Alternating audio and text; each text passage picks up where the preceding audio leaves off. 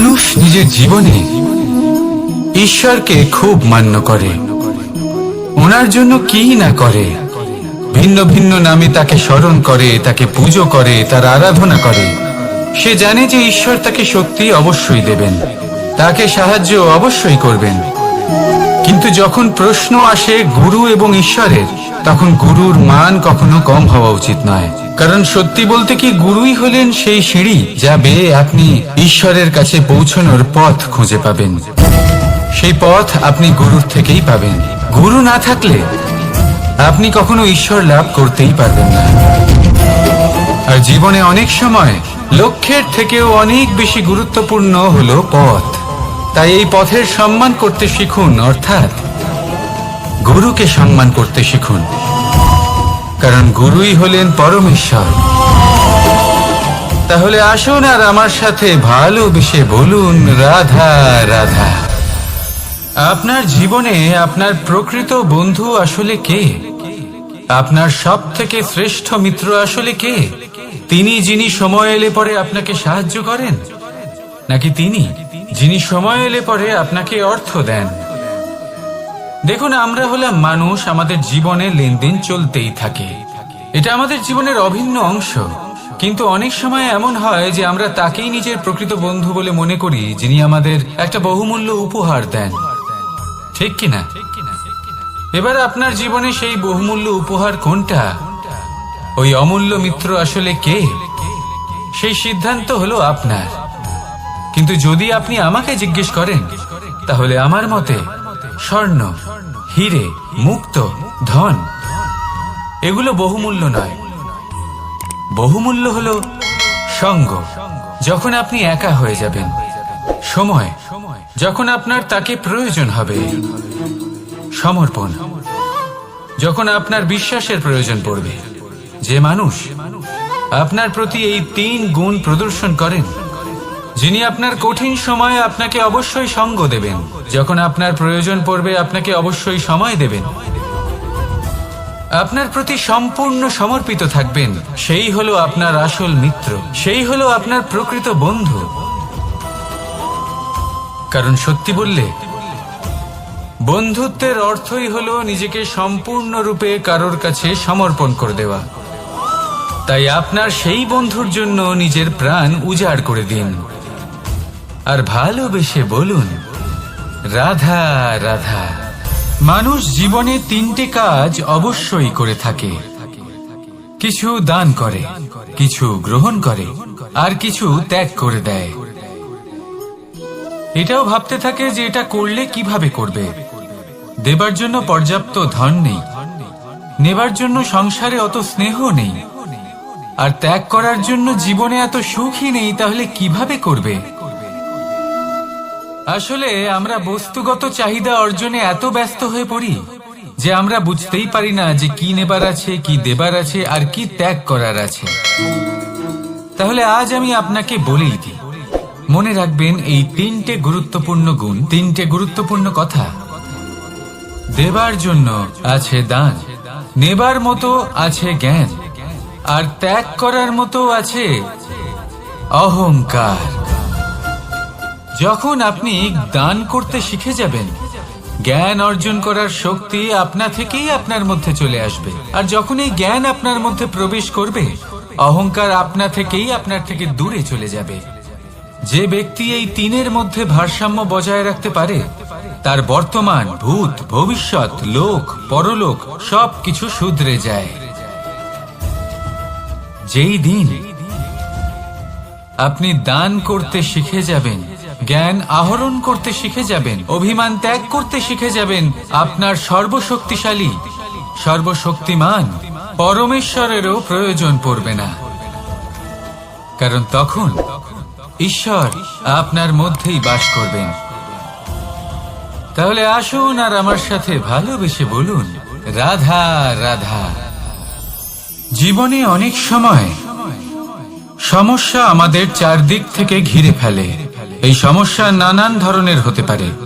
আর্থিক সমস্যা হতে পারে, পারিবারিক সমস্যা হতে পারে, কোনো সম্পর্ক নিয়ে সমস্যা হতে পারে, কখনো কোনো দৈনিক সমস্যা হতে পারে, কখনো কোনো দ্বন্দ্ব হতে পারে, অনেক সমস্যা হতে পারে, কিন্তু যখনই কোনো সমস্যা আসে আমাদের মনে তার জন্য একটা উত্তর অবশ্যই থেকে থাকে, যা আমাদের অন্তরে রয়েছে। একে আমরা বলি আত্মা। আত্মা হলো পরমাত্মারই রূপ, আর পরমাত্মা তা কখনোই কিছু অনুচিত চাইবে না, তাই তো? এই আত্মা খুব ভালো করে জানে যে কোনটা উচিত আর কোনটা অনুচিত। যদি আসল বিষয়ের কথা বলি, তাহলে আপনাকে নিজের মনকে বুঝতে হবে, কারণ আত্মা তো পরমাত্মা থেকেই আসে। কিন্তু এই মন মানুষ জন্ম থেকেই প্রাপ্ত করে, যার বিকাশ হয় এই সংসারকে দেখে। যেদিন আপনার এই মন আর আপনার এই আত্মা এই দুই এক হয়ে যাবে, আত্মসাৎ হয়ে যাবে, সেদিন আপনার জীবনে না কোনো সমস্যা থাকবে, না কোনো ঝঞ্ঝাট থাকবে, না কোনো সংকট থাকবে, কারণ আপনার কাছে সেই সমস্ত সমস্যার সমস্ত বিপদের সমাধান থাকবে, আর তাও আপনারই অন্তরে। তাহলে আসুন আর আমার সাথে ভালোবেসে বলুন, রাধা রাধা। ভক্তি আর শক্তি, এই দুইয়ের মধ্যে সম্পর্ক অত্যন্ত সরল। মানুষ ভক্তি করেন যাতে তিনি শক্তি লাভ করতে পারেন, আর শক্তি লাভ করার পরে ভক্তি ভাব ভুলে যান, আর শক্তির প্রতি আসক্তিতে মত্ত হয়ে যান, আর সেখান থেকেই তার বিনাশ শুরু হয়। কেন? কারণ ভক্তির দ্বারা প্রাপ্ত শক্তি অন্য কারোর হিতের জন্য ব্যবহার করতে হয়, অন্য কারোর মঙ্গল করার জন্য ব্যবহার করতে হয়, কারোর বিনাশের জন্য নয়। এবার যদি আমি আপনাদের একটা উদাহরণ দিয়ে বোঝাই, তাহলে কোদাল দিয়ে আমরা মাটি কোপাতে পারি, একটা গর্ত খুঁড়তে পারি, যাতে একটা নতুন বৃক্ষ জন্ম নিতে পারে, একটা বৃক্ষ যা অন্য জীবকে ফল প্রদান করবে, যাত্রীদের ছায়া প্রদান করবে। কিন্তু এই কোদালের ব্যবহার যদি আমরা অন্য কারোর ক্ষতি করার জন্য করি, তাহলে ক্ষতি শুধুমাত্র আমাদেরই হবে। তাই জীবনে যদি আপনি কোনো শক্তি লাভ করেন, হয়তো ভক্তির দ্বারা বা অন্য যেখান থেকেই হোক, তার সদ্ব্যবহার করতে শিখুন, নয়তো এই প্রাপ্ত শক্তি আপনার পতনের কারণ হয়ে দাঁড়াবে। তাহলে আসুন আমার সাথে ভালোবেসে বলুন, রাধা রাধা। বরদান অত্যন্ত বিচিত্র এক বিষয়, কিন্তু দেখতে গেলে এই বরদান কি না করতে পারে। এক দরিদ্রকে রাজা বানিয়ে দিতে পারে, একজন দুর্বলকে এই সংসারের সব থেকে শক্তিশালী ব্যক্তি বানিয়ে দিতে পারে। কিন্তু আমরা ভুলে যাই এক অত্যন্ত গুরুত্বপূর্ণ কথা, বরদান এই শব্দের শেষে দান লুকিয়ে রয়েছে। এই দান কথাটা অত্যন্ত গুরুত্বপূর্ণ। আমাদের মনে রাখা উচিত এই বরদান আমরা দানে পেয়েছি, আর তাই তার সম্মান করা উচিত, কখনোই অহংকার করা নয়। আর যে ব্যক্তি বরদান পেয়ে অহংকার করেন, তার যা ক্ষতি হয় তা হলো এই বরদান তার থেকে কেড়ে নেওয়া হয়। বর অর্থাৎ শ্রেষ্ঠ, অর্থাৎ বরদানের অর্থ হলো একটা শ্রেষ্ঠ দান, এবং তার ব্যবহার যদি আপনি কারোর ক্ষতি করার জন্য করেন, তাহলে ক্ষতি শুধুই আপনার হবে। তাহলে এই বরদানের সম্মান করুন, উচিত পথে চলুন, আর উচিত উদ্দেশ্য নিয়ে এর ব্যবহার করুন, সবকিছু ভালোই হবে। তাহলে আসুন আর আমার সাথে ভালোবেসে বলুন, রাধা রাধা। পিতা আর পুত্রের সম্পর্ক অত্যন্ত মধুর হয়ে থাকে। পিতা স্বপ্ন দেখেন, তাকে পূর্ণ করার সকল সম্ভাব্য চেষ্টা করেন, কিন্তু তাও অনেক সময় ওনার স্বপ্ন অপূর্ণ থেকে যায়। তখন পিতা ভাবেন যে স্বপ্ন উনি পূর্ণ করতে পারেননি, ওনার সন্তান তা অবশ্যই পূরণ করবে। যে স্থানে উনি কখনো পৌঁছতে পারেননি, সেই স্থানে ওনার পুত্র অবশ্যই পৌঁছবে। পিতা নিজের সন্তানের ভবিষ্যৎ নিয়ে সেই স্বপ্ন দেখেন, আর যখন সেই সন্তান সামনে এগোতে থাকে, তখন তার দুঃখ হয় না, বরং গর্ব হয়। ওনার ভালো লাগে এটা দেখে যে ওনার সন্তান অনেক উন্নতি করছে।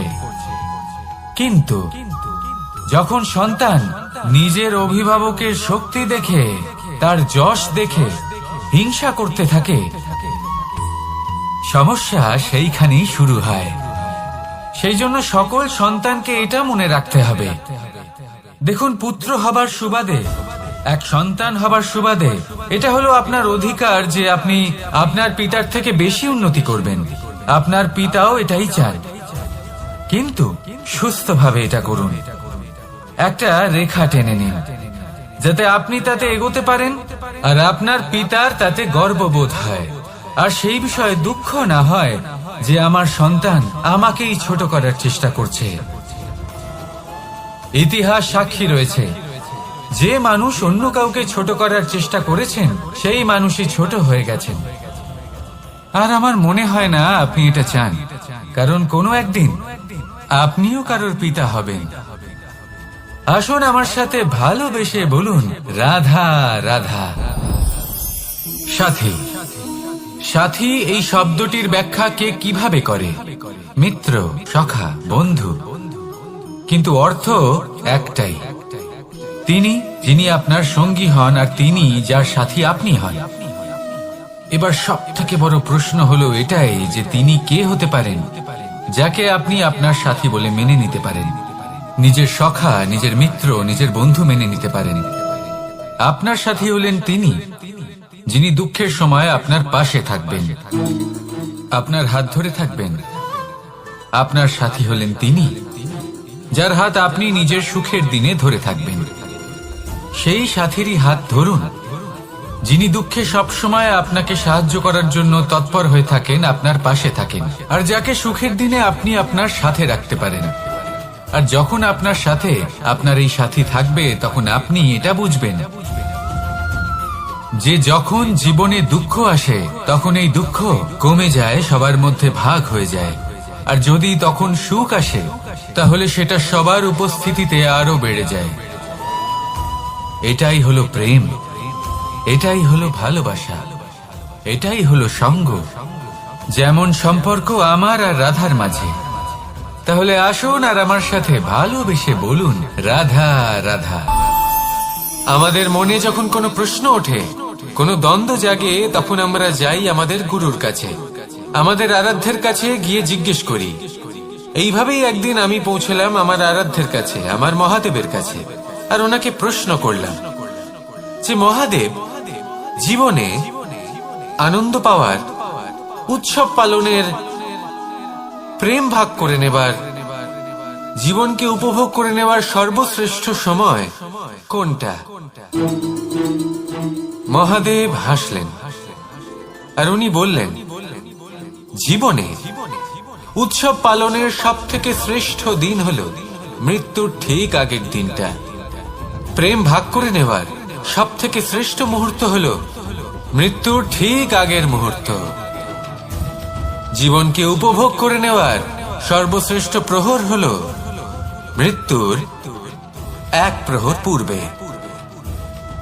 তখন আমি চমকে গেলাম। আমি বললাম, কিন্তু মহাদেব, মৃত্যু তো অনিশ্চিত, আমরা জানিও না কবে আমাদের মৃত্যু হবে। মহাদেব আবার হাসলেন। উনি বললেন যে যদি আমরা এভাবে জীবন কাটাই যে আমরা জীবনের প্রত্যেক দিন, প্রত্যেক মুহূর্ত, প্রত্যেক প্রহর শেষ বলে মনে করি, তাহলে আমাদের সমস্ত জীবন আনন্দের সাথেই অতিবাহিত হবে। কি বলেন? তাহলে আপনিও এই কথা মনে রাখুন আর আমার সাথে ভালোবেসে বলুন, রাধা রাধা। জীবনে অগ্রসর হওয়ার জন্য আমাদের কাকে প্রয়োজন হয়? মাতা পিতা, বন্ধু, প্রেম, সাহায্য, অর্থ, পরিশ্রম, আশা। ভিন্ন ভিন্ন মানুষ ভিন্ন ভিন্ন বিকল্প চয়ন করে। যদি আমি আপনাকে বলি তাহলে জয় আর পরাজয়ের মন্ত্র দুটো শব্দের উপর নির্ভর করে, মেনে নেওয়া আর দৃঢ় হওয়া। যদি মেনে নেন তাহলে হেরে যাবেন, যদি দৃঢ় হন তাহলে নিশ্চিত রূপে জয়ী হবেন। যদি কখনো আপনি ক্লান্ত হয়ে ওঠেন, আপনি দুঃখী হন, পুরোপুরি ভেঙে পড়েছেন, তখন মেনে নেবেন না যে আপনি ভেঙে পড়েছেন, নয়তো হেরে যাবেন। তখন উল্টে স্থির করবেন যে যাই হয়ে যাক না কেন আমি জয়ী হবই। আর আপনি দেখবেন যে জয় নিশ্চিত রূপে আপনার কাছেই আসবে। তাহলে এই কথা মনে রাখবেন আর আমার সাথে ভালোবেসে বলবেন, রাধা রাধা। সময়, জীবন, কাল। দেখতে গেলে এই তিনটি শব্দ একটি শব্দেরই সমার্থক শব্দ মনে হয়, কিন্তু এই শব্দগুলির অর্থ কি সমান? কখনোই নয়। হ্যাঁ, এই সময় চলতে থাকে, জীবন চলতে থাকে, কালচক্র চলতে থাকে। এই সময় কেটে যায়, কিন্তু এই জীবন একে যাপন করতে হয়। কি বলেন? এই জীবনে কিছু করুন বা কিছু না করুন, জীবন এমনি কেটে যাবে, আপনি জানতেও পারবেন না। কিন্তু সেটা আমাদের উদ্দেশ্য নয়, একে যাপন করতে হবে। এই জীবনে প্রেরণা পেতে শিখুন, প্রেরণা দিতে শিখুন, আহ্বান গ্রহণ করতে শিখুন, আহ্বান জানাতে শিখুন, মহান কাজ করতে শিখুন, ধন্যাত্মক বোধ জাগিয়ে তুলুন। জীবন অতিবাহিত করার অর্থ কি তা আপনি শিখে যাবেন। কারণ সময় কেটে যায়, সমস্ত যুগ কেটে যায়, কিন্তু জীবনের রীতি জীবন কাটিয়ে দেওয়া নয়, জীবন যাপন করা। এই জীবন সম্পূর্ণরূপে অনুভব করতে হবে, নতুন পথ বানাতে হবে। এবারে যদি এই জীবন বাঁচার সময় একবার ভেবে দেখুন, যদি মনে প্রেম থাকে, সদ্ভাবনা থাকে, তাহলে কি হবে? এই জীবনকে বাঁচার অনুভূতিটাই অন্যরকম হয়ে যাবে, একটা আনন্দময় অনুভূতি লাভ করবেন। তাহলে এটাই করুন, আর আমার সাথে ভালোবেসে বলুন, রাধা রাধা। আপনি কি কখনো কোনো জলের ধারা দেখেছেন? তার সামনে যতই মাটি থাকুক না কেন, যতই কাদা থাকুক না কেন, যখন এই জলের ধারা বইতে আরম্ভ করে দেয়, তখন এই কাদাকে নিজেই ধুয়ে নিয়ে যায়।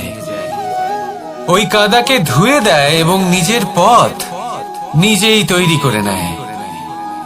তাহলে আপনিও এরকম জলের মতো হয়ে উঠুন। যদি হয়ে উঠতে পারেন, তাহলে নিজের মনের, নিজের ভাবনার, নিজের জীবনের যত অনাবশ্যক তত্ত্ব আছে, অনুপযোগী অংশ রয়েছে, অর্থাৎ অপরিষ্কার অংশ রয়েছে, তা নিজে থেকেই নির্মল হয়ে উঠবে। আর যেরকম জলের ধারা কখনো থেমে থাকে না, সব সময় বয়ে চলে, সেইভাবে আপনিও কখনোই থামবেন না, সবসময় বয়ে চলুন, এগোতে থাকুন। পথে যদি অনেক বিপদ আসে, সমস্যা আসে, থামবেন না, তার উপর নিরন্তর প্রহার করুন, নিরন্তর প্রয়াস করুন, আর অগ্রসর হন। আপনি ভেবে দেখুন, এই জলের ধারা কখনো থেমে থাকে না, সবসময় বয়ে চলে, বিপদের সম্মুখীন হয়ে তাকে সাথে বয়ে নিয়ে চলে। সেই জন্য জলের ধারা, প্রবাহমান এই ধারা, এর থেকে কখনো দুর্গন্ধ আসে না, এতে কখনো ময়লা জমতে পারে না, বরং পালিত হয় সুন্দর প্রাণবন্ত জীবজন্তু, যেমন সুন্দর ছোট মাছ। তাই আপনিও এটাই করুন, কখনো থামবেন না, শুধু চলতে থাকুন, জলের ধারার মতো বইতে থাকুন। আপনি আপনার লক্ষ্য অবশ্যই খুঁজে পাবেন, আর তার সাথে নিজের অন্তরের যে মালিন্য রয়েছে, তা আপনি নিজেই নিজের থেকে দূরে করে দেবেন। তাহলে আসুন আর আমার সাথে ভালোবেসে বলুন, রাধা রাধা। এবার অনেক সময় মানুষের মনে এরকম প্রশ্ন আসে যে এই সংসারে সব থেকে বড় বিপদ কি? কেউ বলে ধর্ম সংকট, আবার কেউ বলে প্রাণের উপর আসা সংকট। প্রত্যেক মানুষের জীবনে বিভিন্ন সংকট আসে, আর এই সমস্ত সংকট অত্যন্ত বিচিত্র হতে পারে। এই সমস্ত সংসার হলো সংকট দ্বারা পরিপূর্ণ। ঠিক আছে, আপনাকে একটা উদাহরণ দিই। একজন ধনী ব্যক্তি, এবার ওনার জীবনে সংকট কি হতে পারে? সংকট এটাই যে কেউ তার সম্পত্তি চুরি না করে নেয়, আমরা বুঝতে পারছি। এবার একজন চোর, তার জীবনে সংকট কি হতে পারে? যে চুরি করার সময় সে যদি তার একটা কাশি চাপতে না পারে, তাহলে সে ধরা পড়ে যেতে পারে, ঠিক কিনা? আবার অনেক সময় এমনও হয় যে যার জন্য আমি সংকট, সেও আমার কাছে সংকট। যেমন এই পরিস্থিতিতে দেখুন, সংকট হলো সংকট, এ তো জীবনে থাকবে, কিন্তু এর সম্মুখীন কিভাবে হওয়া যায়? খুব সরল। সব এটার উপর নির্ভর করে, মনের উপর। এই মনকে নিয়ন্ত্রণ করলে সব ঠিক থাকবে। এবার যদি ধনী ব্যক্তি মনকে নিয়ন্ত্রণ করে ফেলেন, নিজের অর্থের ব্যবহার শুভ কাজের জন্য, সমাজের সেবার জন্য বিকাশ করতে করেন, ওই অর্থকে একত্রিত করে না রাখেন, তাহলে চুরির সমস্যা, এই সংকট সেখানেই কেটে যাবে। এবার যদি কথা বলি সেই চোরের, তাহলে চোর যদি নিজের মনকে সংযত করে নেয়, যদি নিজের কর্মকে নিয়ন্ত্রণ করতে পারে, তাহলে এমন কোনো স্বর নেই, এমন কোনো স্বর নেই যা ওকে ধরা পড়তে বাধ্য করবে। সেই জন্য জীবনে সংকট যতই আসুক, যত বড়ই সংকট আসুক না কেন, কবচ হলো একটাই, আর এই কবচের নাম হলো আত্মনিয়ন্ত্রণ। নিজের মনকে নিয়ন্ত্রণে রাখতে শিখুন। এটা নিজের জীবনে প্রয়োগ করে তো দেখুন।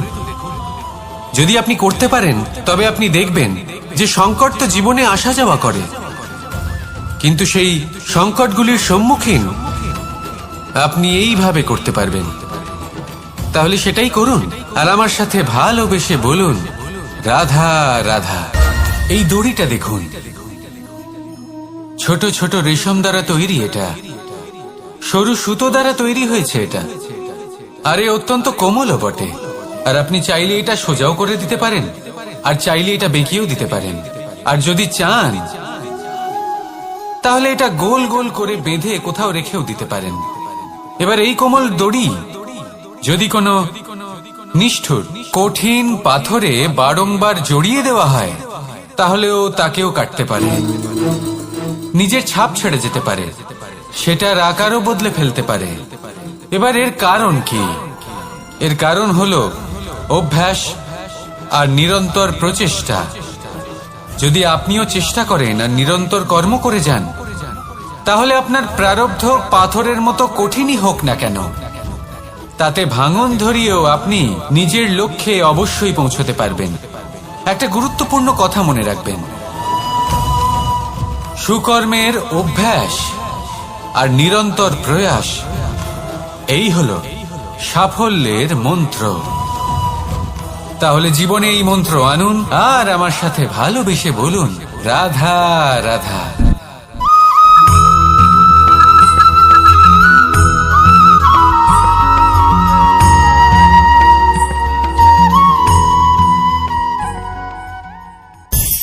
কখনো কখনো মানুষ মনে করেন যে সে নিজেই সব থেকে বেশি শক্তিশালী, তিনি হলেন জ্ঞানী।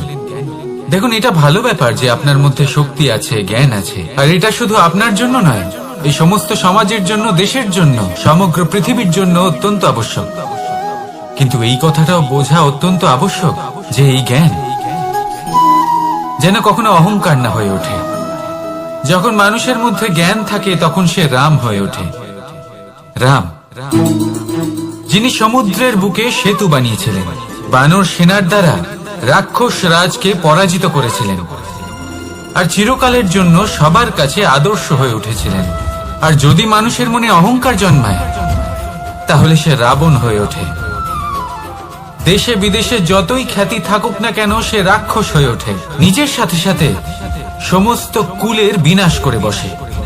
এবার জ্ঞান নাকি অহংকার, আপনার কি চাই সেই সিদ্ধান্ত আপনার, আর আপনার এই সিদ্ধান্তই নিশ্চিত করবে যে আপনার কর্ম কি হবে, আর আপনার এই কর্মই নিশ্চিত করে দেবে আপনার প্রারব্ধ কি হবে।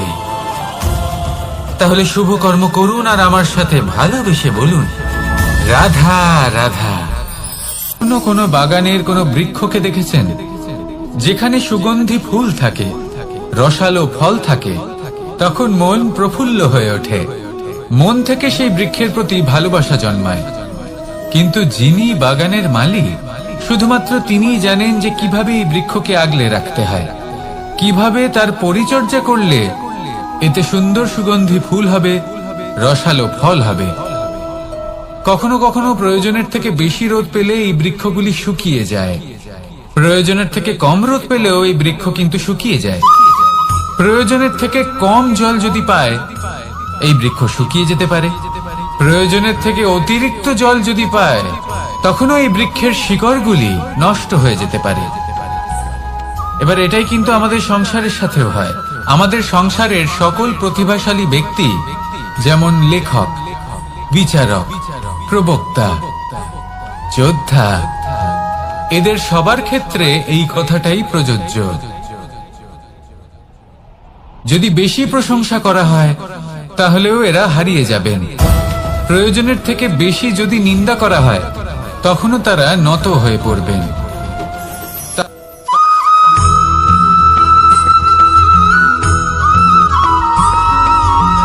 পঞ্চতত্ত্বের মধ্যে দ্বিতীয় তত্ত্ব হল ধরণী, ভূমি, যাকে আমরা ধরণী মাতা বলি।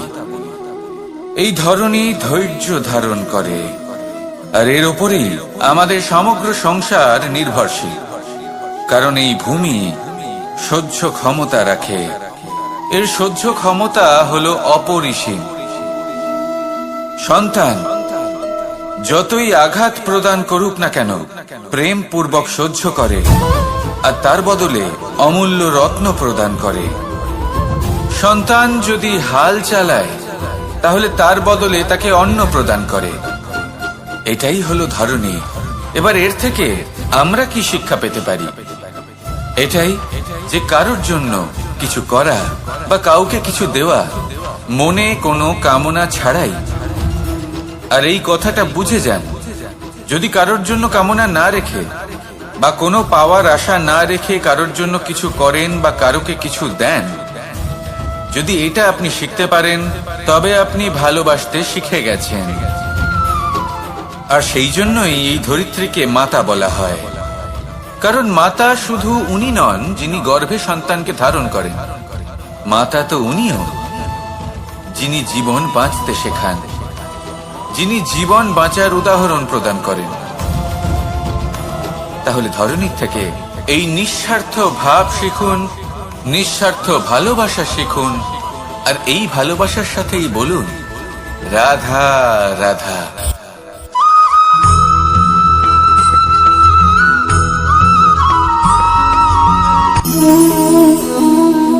নিয়তি। রাধা আমাকে বলে, কৃষ্ণ, যদি তুমি জানো যে নিয়তিতে কি আছে তাহলে তাকে বদলে দাও না কেন? মহাদেব আমাকে বলেন যে শ্রীকৃষ্ণ, যদি আপনি এটা জানেন যে সাম্বের নিয়তি এটাই, তাহলে আপনি তাকে বদলানোর চেষ্টা কেন করেন? কেন? কারণ আমি একজন পিতা, আর পিতার কর্তব্য এটাই, তিনি যেন সম্ভাব্য সব চেষ্টা করেন নিজের সন্তানের মঙ্গলের জন্য। নিয়তি আমি জানি, কিন্তু এটাও আমি জানি যে কর্মের থেকে বড় আর কোনো নিয়তি হতে পারে না। অভিজ্ঞতাও রয়েছে যে কর্মের হাতে নিয়তির এই চক্র বদলে যেতে পারে। তাই জীবনে যদি আপনার কখনো এমন মনে হয় যে এটা তো অসম্ভব, তখনও চেষ্টা করা কখনোই ছাড়বেন না। কে বলতে পারে আপনারই কর্মের কোনো এক বীজ হয়তো নিয়তির চাকায় আটকে গেল, আর নিয়তিকে নিজের পথ পাল্টাতে হলো, ঠিক কিনা? সেই জন্য নিয়তিকে ভাগ্য মেনে নিয়ে চুপ করে বসে থাকবেন না। নিজের নিয়তি স্বয়ং নিজের কর্মের দ্বারা নির্ধারিত করুন, কারণ আপনার এই কর্মের ওপরেই আপনার অধিকার রয়েছে। আর এই অধিকারকে নিয়তি অনেক সময় সম্মানও করে। তাহলে আসুন আর আমার সাথে ভালোবেসে বলুন রাধা রাধা।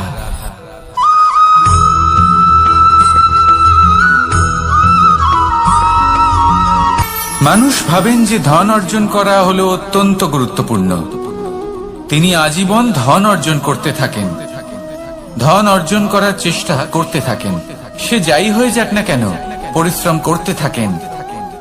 স্বাস্থ্যের দিকে নজর দেন না, না উচিত সময় খাবার খান, না উচিত সময় ঘুমোতে যান, না পর্যাপ্ত সময় পর্যন্ত ঘুমন, কিছুই না। ধন অর্জন করতেই থাকেন, করতেই থাকেন।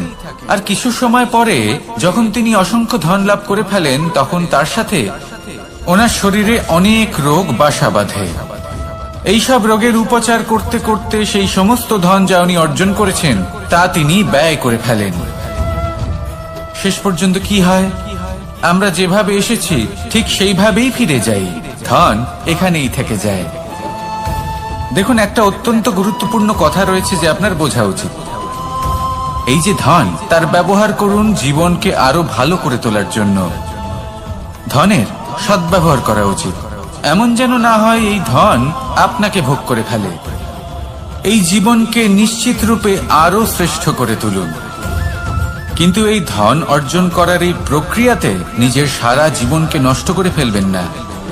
এই জীবন উপভোগ করতে শিখুন, আর আমার সাথে ভালোবেসে বলুন, রাধা রাধা।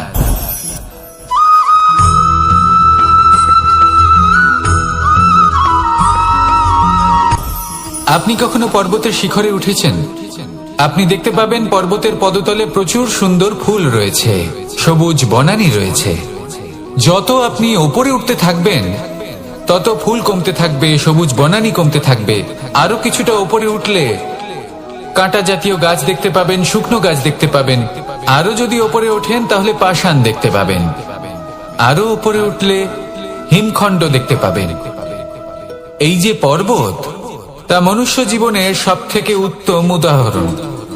মানুষ যখন সাফল্যের শিখরে পৌঁছতে চান, মহানুভবতার শিখরে পৌঁছতে চান, পথে যত আস্তে আস্তে উপরে উঠতে থাকেন ততই ভৌতিক বস্তু তার থেকে বিচ্ছিন্ন হতে থাকে। যদি তিনি সেই ভৌতিক বস্তুগুলি ত্যাগ না করতে পারেন তাহলে কখনোই সেই স্থানে পৌঁছতে পারবেন না।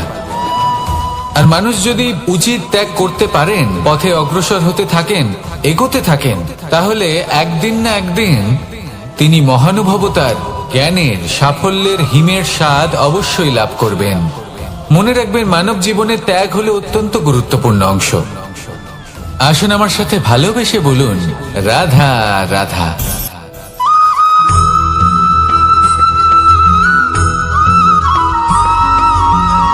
কেউ বলে জীবন খুব ক্ষণস্থায়ী, কেউ বলে জীবন হলো একটা সুন্দর স্বপ্নের মতো, আবার কেউ বলবে জীবন হলো এক কঠোর সত্য। কিন্তু জীবন আসলে কি? জীবন হলো আপনারই প্রতিবিম্ব, একটা দর্পণ। অর্থাৎ আপনি জীবনকে সেইভাবেই পাবেন যেরকম আপনি নিজেকে প্রতিপন্ন করবেন। যদি আপনি দর্পণের দিকে তাকিয়ে হাসেন, তাহলে আপনি সামনে হাসি মুখী দেখতে পাবেন। এবার যদি আপনি গম্ভীর হয়ে থাকেন, তাহলে আপনি একজন রুষ্ট ব্যক্তি দেখতে পাবেন। শেষে সবথেকে বেশি গুরুত্বপূর্ণ হলো আপনার চেষ্টা। আপনাকে সবসময় চেষ্টা করতে হবে যাতে আপনি নিজেকে প্রসন্ন এবং ইতিবাচক মনোভাবে রাখেন। এটা হলো আপনারই উত্তরদায়িত্ব, তাকে পালন করুন। এই মনকে প্রসন্ন রাখুন, এই সংসারকে সুন্দর বলে মনে হবে। আর এই মন প্রসন্ন হয়ে বলবে, রাধা রাধা।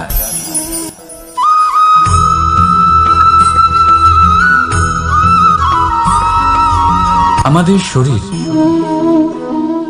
প্রকৃতির সর্বশ্রেষ্ঠ রচনা। যে অঙ্গ প্রত্যঙ্গ আমরা লাভ করেছি, প্রত্যেকটির মধ্যে একটি নিজস্ব বার্তা রয়েছে। একটু ভেবে দেখুন, দুটি চোখ দিয়েছে দেখার জন্য, দুটি কান দিয়েছে শোনার জন্য, নাসিকাও আছে দুটি, দুটি হাত দিয়েছে দ্বিগুণ পরিশ্রম করার জন্য। কিন্তু জীব শুধুমাত্র একটি। তার উপরেও তীক্ষ্ণ বলিষ্ঠ দাঁত দিয়েছে তার রক্ষার জন্য। কখনো ভেবে দেখেছেন কেন?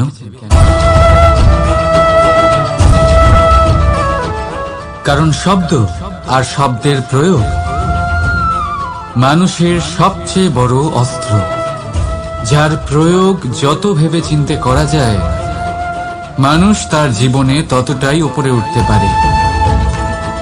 তাহলে মনে রাখুন, দেখুন, শুনুন আর বুঝুন বেশি, বলুন কম।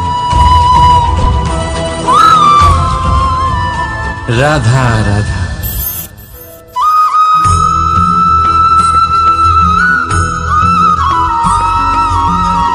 জীবন কিসের উপর নির্ভরশীল? ধনের ওপর। বৈভবের অনুভব যদি আপনি করতে চান, তাহলে তা পাবেন শুধু একতার দ্বারা, সংগঠনের দ্বারা। যদি আপনাকে উদাহরণ দিই, নিজের এই হাতটাকে দেখুন, 5টা আঙুল রয়েছে। কোনো একটা বস্তুকে নিজের একটা আঙুল দ্বারা তুলে ধরার চেষ্টা করে দেখুন, বড়ই কষ্ট হবে। তখন আপনি বুঝতে পারবেন যখন এই 5টি আঙুল একত্রিত হয় তখন কোনো কাজ কতটা সহজ হতে পারে। এটাই হলো শক্তি একতার। সব থেকে ভালো উদাহরণ যদি আপনাকে দিই তাহলে বাঁশি। এই বাঁশি থেকে অত্যন্ত মধুর সুর নির্গত হয় যা সবার মন প্রসন্ন করে দেয়। এই কথা সত্যি, কিন্তু এই বাঁশি আমি একটা বা দুটো আঙুল দিয়ে বাজাতে পারবো না। আমাকে প্রত্যেকটা আঙুল ব্যবহার করতেই হবে, তবেই এর থেকে মধুর সুর নির্গত হবে যা সকলকে প্রসন্ন করবে, ঠিক কিনা? ঠিক এইভাবেই যদি আপনি চান যে আপনার জীবনরূপী বাঁশি থেকেও মধুর সুর নির্গত হোক বা সবার মনকে প্রসন্ন করে তুলুক, তাহলে আপনাকেও জীবনে একতা নিয়ে আসতেই হবে। আপনি একাও কর্ম করতে পারেন, পথ চলতেও পারেন, সামনেও এগোতে পারেন, সাফল্যও লাভ করতে পারেন। কিন্তু যখন সকলে একসাথে এগোবেন, সেই পথে চলবেন, সেই কর্মই করবেন, তখন লক্ষ্যে অবশ্যই পৌঁছবেন, সাফল্য অবশ্যই লাভ করবেন। কিন্তু সেই সাফল্য এবং তার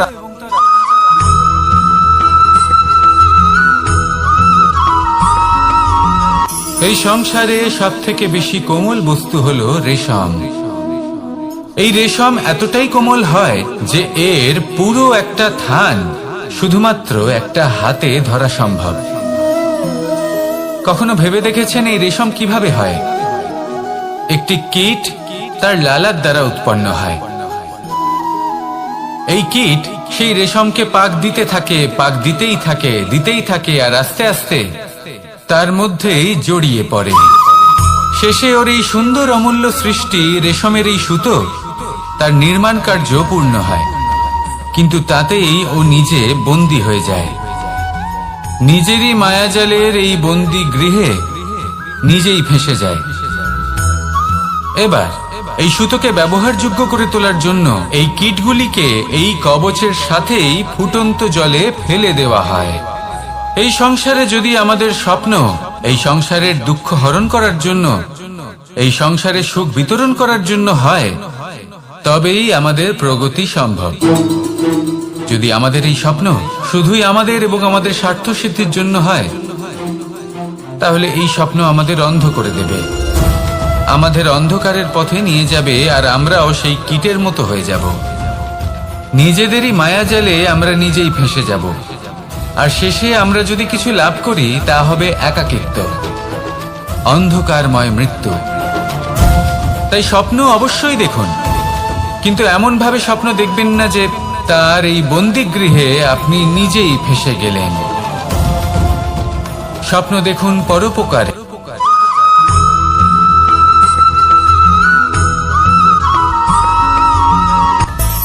মানুষের মধ্যে একটা বিচিত্র প্রবৃত্তি থাকে, অন্য সকলের বিষয়ে, তাদের জীবনের বিষয়ে, তাদের ব্যক্তিত্বের বিষয়ে, তাদের ভবিষ্যতের বিষয়ে অনুমান করা। এটা হলো অনুচিত। কারোর অতীতকালকে দেখে লোকে ভবিষ্যৎ বলে দিতে পারেন, বর্তমানকে দেখে ভবিষ্যতের বিষয়ে অনুমান করে ফেলেন। উদাহরণ দিতে হলে বলবো, কোনো দাসকে দেখুন, ওকে দেখে লোকে বলে যে ওর ভবিষ্যৎ সেটাই হতে পারে, অনুমান করে ফেলেন। আর এই রাজাকে দেখুন, উনি তো কত সুখী হবেন, উনি তো জগতের সব থেকে অধিক সুখী মানুষ, কত সুখ সুবিধা আছে ওনার কাছে, ধারণা করে ফেলেন।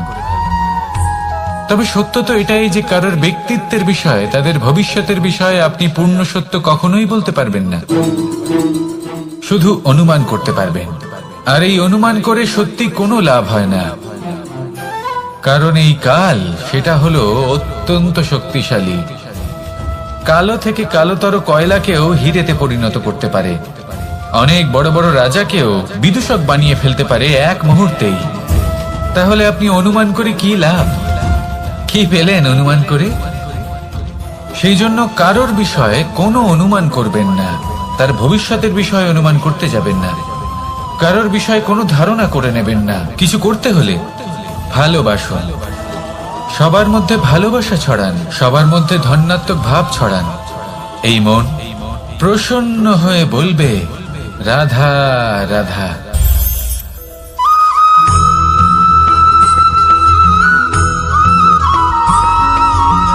পঞ্চতত্ত্বের মধ্যে দ্বিতীয় তত্ত্ব হল ধরণী, ভূমি। যাকে আমরা ধরণী মাতা বলি। এই ধরণী ধৈর্য ধারণ করে, আর এর ওপরেই